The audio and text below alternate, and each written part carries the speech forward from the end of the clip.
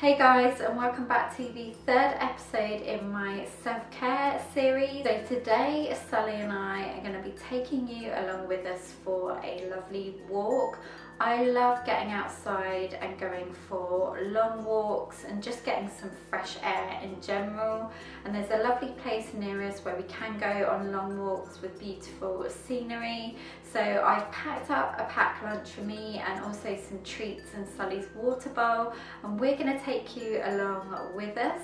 So without further ado, let's get right into the video. This lunchbox I picked up in Sainsbury's. I just thought it was really gorgeous with the sequins on it. Inside I have, in this glass container, some mango.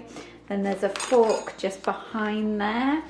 We have, I thought these look nice, these dark chocolate and peanut butter cups. There's a serviette, a fabric serviette at the bottom, and I've got some raisins and also a wrap that I made that has mashed avocado and a fried egg in.